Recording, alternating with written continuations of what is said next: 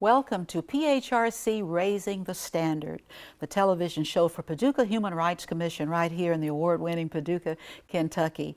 And I always like to give shout-outs to people, so we'll give a shout-out to Commissioner Gary Reese, who is our chairperson, our whole board, our office manager, Ms. Ruthie McCabe, and we want to shout-out to our mayor, Mayor Brandy Harless, the city commission, and our city manager, and I know that'll shock him to think we gave a shout-out to him, Mr. Jeff Pedersen.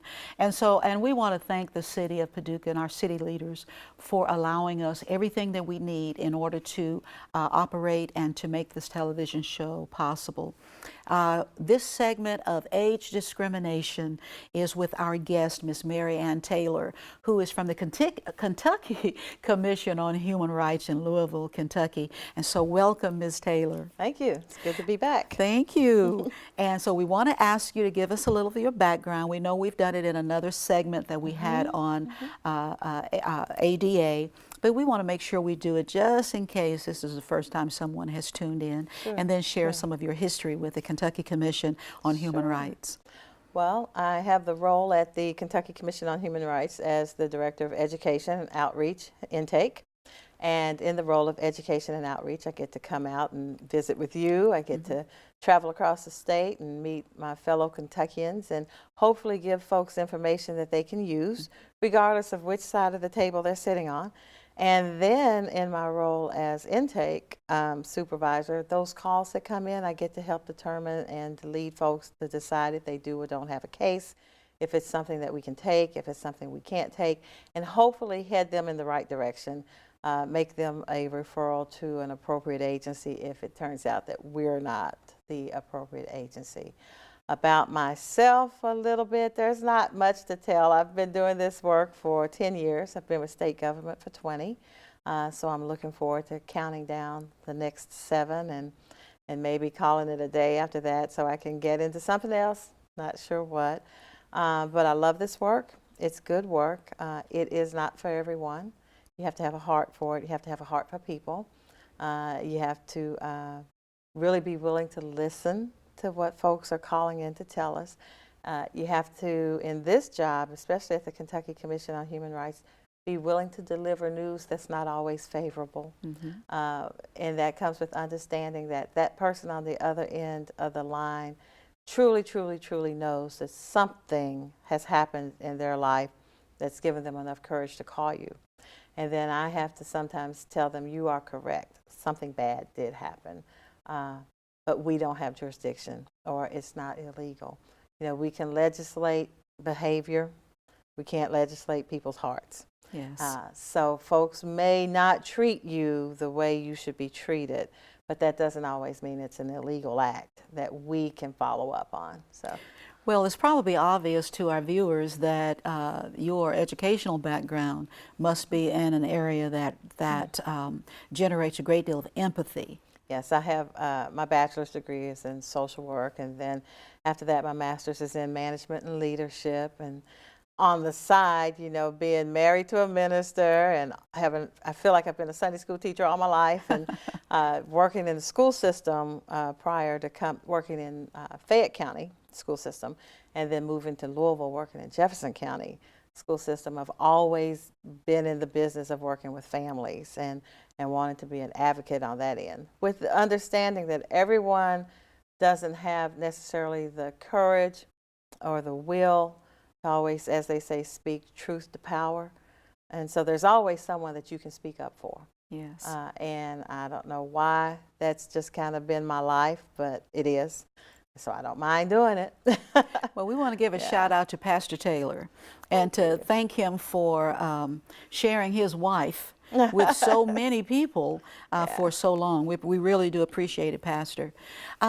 Well, this topic today is age discrimination. Now, for Paducah Human Rights Commission, it is primarily the age 40 to 70. And so if anyone believes they've been discriminated against in terms of age prior to turning 40, then that definitely wouldn't fall on our jurisdiction, probably wouldn't under anybody else's. But I don't know the reason why it doesn't exceed the age of 70. Well, it does. because as you know, people are living longer, people are working longer. So I often have calls from people who are beyond 70, 72, 73. Yes. I don't know if I should say this, but our director is beyond the age of 70. And he is working every day. And you wouldn't know it that he's beyond that age. Yeah, his energy. Yes, absolutely. And his passion and empathy. Exactly. Yes. And we're talking about? Our director is Dr. John Johnson, and he is at home in Louisville now, probably wondering when we're going to get back. Yes. He's a remarkable man, and he's a great leader. Yes. Yeah, he is awesome. Well known in the civil rights world. Yes. Well respected in the human rights arena. But age is an issue. Yes. And it's an issue that, based on EEOC and based on the Civil Rights Act, the Federal Civil Rights Act, you are protected the day you turn 40. Yes. You become a member of that protected class. And now, as long as you're working or attempting to work, you're a member of that protected class. Yes. Yeah. When someone comes to us in terms of believing that they have been discriminated against because of their age, and our jurisdiction is our employment and age and housing and then of course even with age discrimination, it can be attached to sexual orientation, gender, those types of things. And so in terms of the state of Kentucky, if you would share with us some specifics that have to do with laws regarding age and age discrimination. Okay. Well, the law regarding age discrimination is very simple. If you're 40 and older, you should not be told that you can't work here because you're too old. It's just that simple. It's not that simple to prove that this happened. Okay. Again, that's one of those subtleties that you just didn't get the interview, or you didn't get the call back, or you just didn't get the job. But you look around and you realize the person who did get the job is significantly younger than you. Or you may look around and realize that the rest of the workforce is younger than you. It could be that your company is in a financial situation where if you would retire, a certain amount of money could be saved, and then they could just, fill the workforce with folks that have maybe another 20 years until retirement, so the people making those decisions probably won't be there anyway. Right. So we do see a lot of that, but it is simple in that 40 and older, you can't be denied employment because of your age. And how does that happen? When we talked about ADA, I used the example of a receptionist. Some people want a young, what they consider to be pretty face, to be the first face of a company. But that young, pretty face may not have the institutional knowledge to sit at that desk to do my job, maybe. Sometimes you have to live long enough to know how to de-escalate someone. Yes. Or to know how to just sit and listen, like we're listening to each other. It's not the most popular or correct way to say things, but things are different now. And our kids are different now. Yes. And whereas, an example, someone over the age of 40 may be quite content to sit and answer the phone and open the door and not be on their phone or their tablet because they don't want to fool with that. Right. You might not get that from a younger person. Right. And that comes with training. That comes with empathy. We have to be empathetic toward our younger workers too, because they have to be mentored. And I know that when I do diversity trainings, especially with companies, that's a big deal to talk about the intergenerational mentoring. Our young people can mentor some of our older people. Some of my best apps on my phone, I have them because of my 14-year-old. Yes. Not because I knew to go get them, but because I need to keep up with him. That's and right, so, that's right. so I know those apps. But in that instance, he's mentoring me. On the other hand, I can mentor my interns and say, hey, you didn't make it into work this morning, but guess what? I know why. Because you're all over social media. Well, guess what? I'm all over social media too. And so I know where you were this weekend. Well. Now, in an employment situation, you've got an older generation that's sitting back going, this may not be the employee I want to hire. Mm-hmm. So it can work both ways, and we can mentor each other. So we do have to be thoughtful. We do have to be empathetic of what that other side of the coin is doing as well, the under 40 crew. One of the things, and I said all that, I think the thing I hear the most is, well, they said I didn't get the job because they didn't think I could keep up with the technology. Or we got a brand new program on how we're keeping our records, and they just didn't give me the opportunity to learn it. And it is difficult. I mean, I grew up with a rotary phone, Yes. you know, Mm-hmm. and I had to learn that.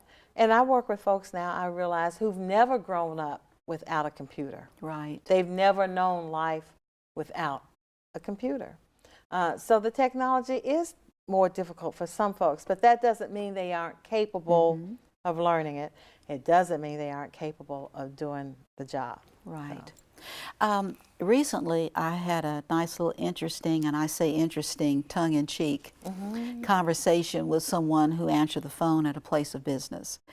And when she answered, it was obvious that she was already distracted because her voice seemed to be away from whatever she was using to answer the phone.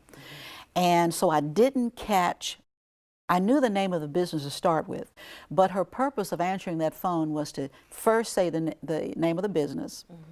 This is such and such. How may I help you?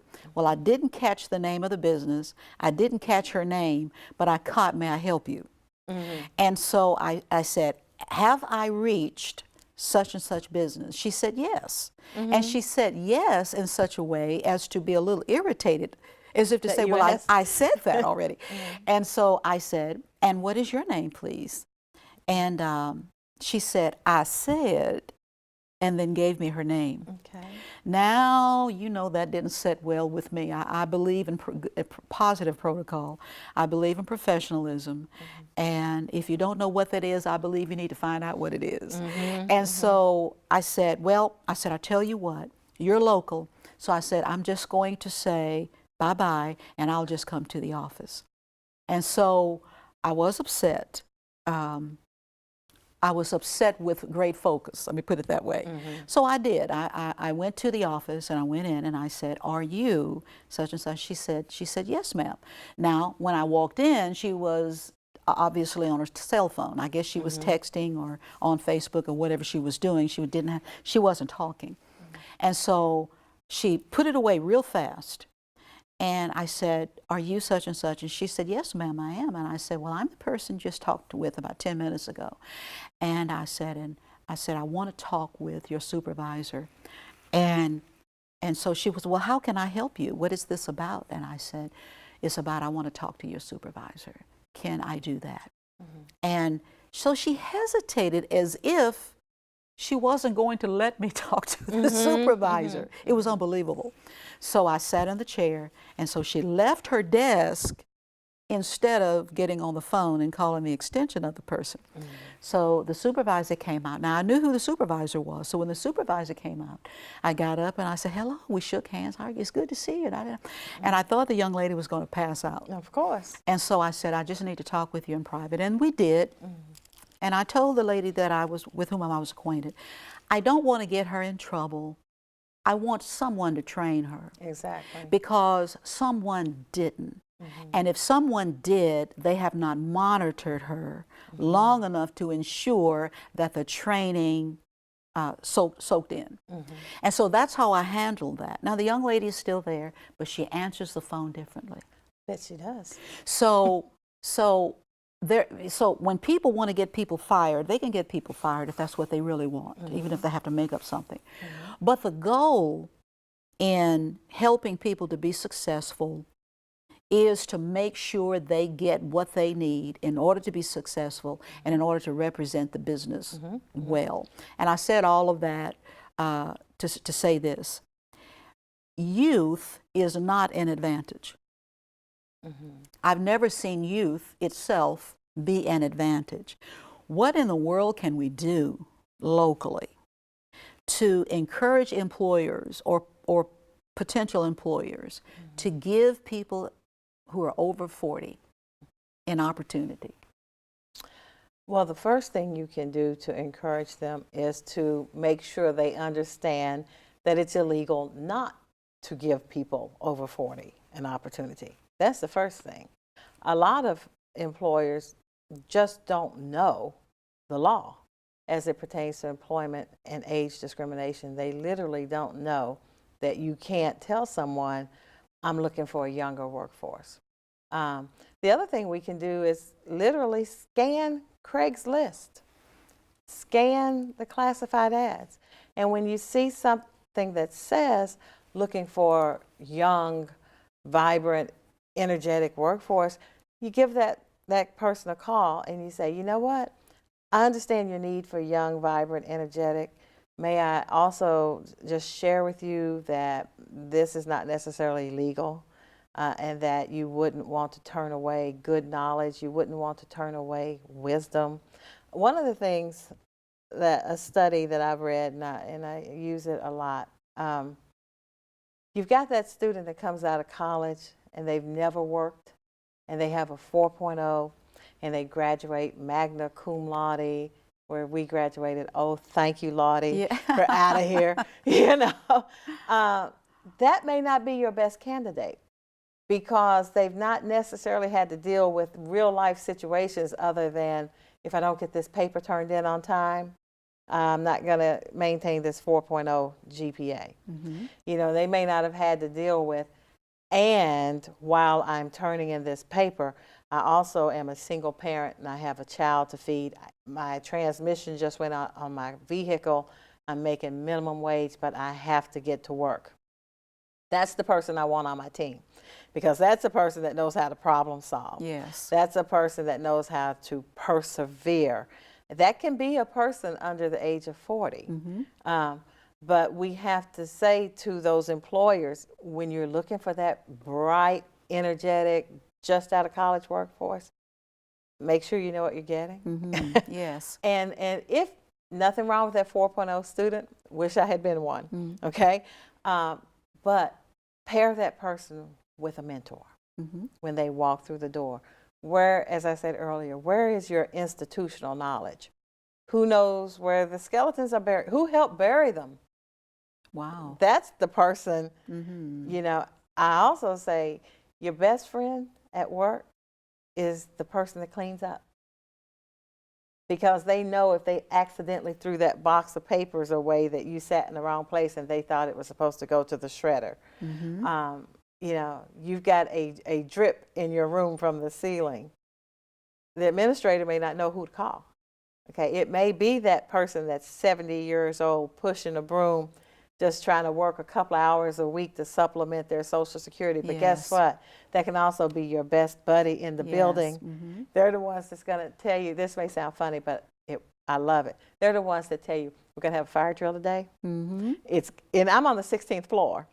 So I need to know there's a fire drill, because I don't want to walk down 16 flights of steps. That's They can right. tell me, and that's when I take my lunch. That's You know?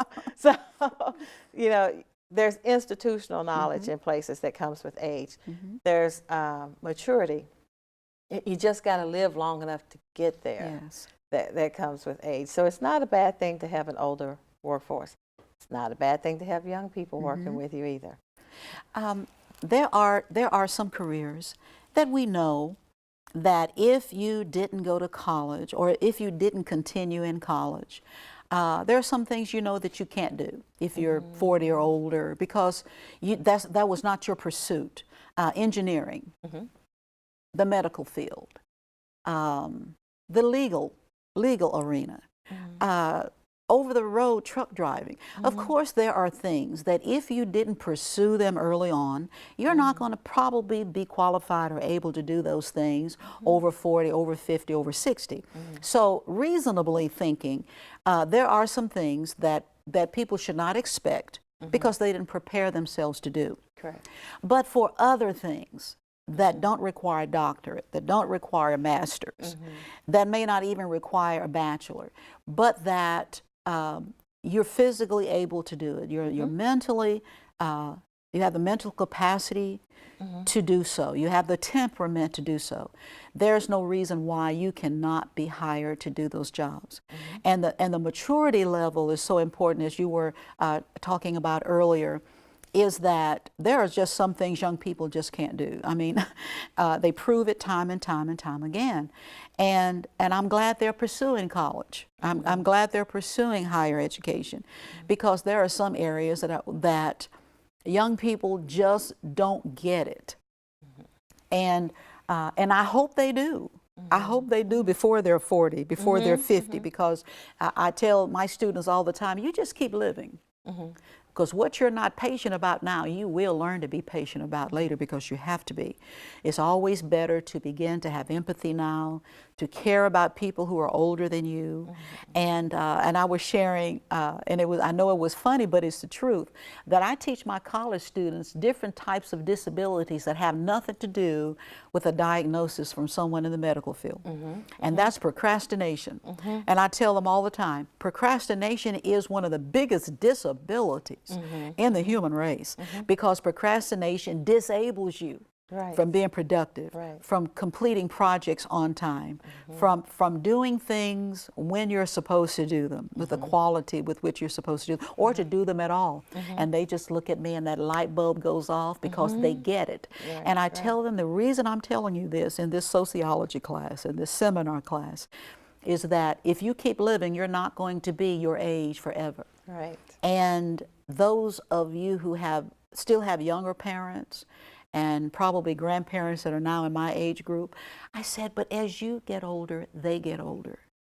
And you need to have empathy, you need to have compassion, and you need to be in a position to assist and to help people as they come along. And then you have to have a clearer understanding, because, again, you're not going to be in your 20s and your early 30s much longer.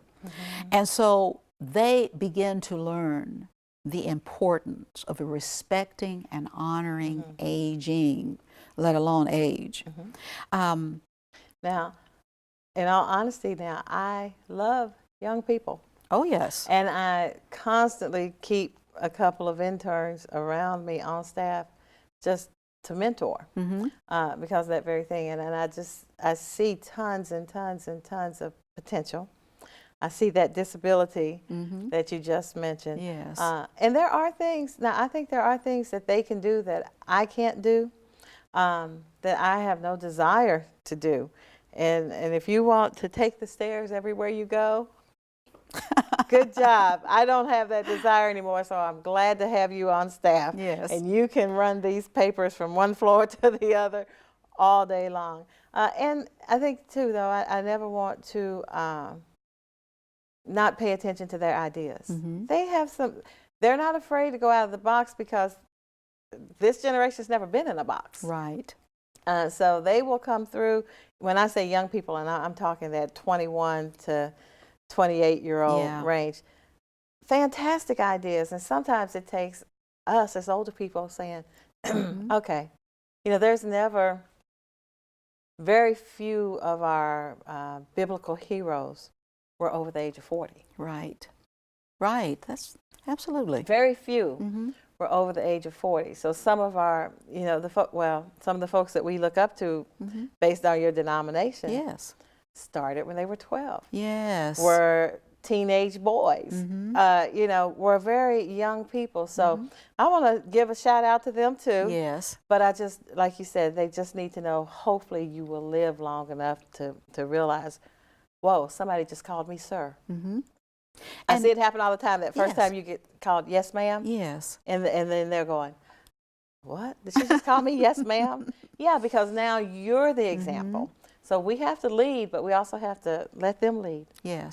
I like to see a workforce that is a good balance between those who are 40 and older and 70 and older, if they have the physical and mental, emotional capacity to do so. And then a nice balance of those young men and women who are between the age of 18 to 39. Whenever possible, it's really neat to see a nice balance, because what that proves to you is that whoever owns the business, whoever supervises or manages, or who is ever in charge of training, they have developed a balance of knowing how to create the very best workforce. That's right. And so, and then I like that you did a shout out. I like to shout out those employers who are determined that they're going to have that kind of balance in their workforce. I have a lot of respect and honor for them. Also, what we might say is I love to educate and mediate, and of course that's your area of expertise, is that we want to say to people who are 40 and older, never, ever, ever stop learning. Yes. Learn until you have to say bye to this world. Learn, take classes, take continuing education courses. We're very fortunate here in Paducah to have West Kentucky Community and Technical College. And so there's a continuing education program. If you really want to not stand still, attend, go to, enroll in your community college, take courses or whatever is offered at an employment office, churches, take advantage of it, because some people think you turn 40, you're getting old, and you're not. No. You're not. You're maturing, and so continue educating. As we are about to close, Ms. Taylor, pursue more education, pursue more training. If you are employed and there are some on-the-job training opportunities, you be the first to volunteer. You be the first to say, I want that. Yes. Because you exercise that brain. It's kind of a muscle. You want to exercise that brain, your attitude, your interaction with other people, and then you can be as brilliant as Miss Mary Ann Taylor. Oh, yes. Thank you. Thank you so much, and stay with us. Just hang out with us. Go on our website, find out some more things about Paducah Human Rights Commission and the Commission on Human Rights right there in Louisville, Kentucky. Thank you so much.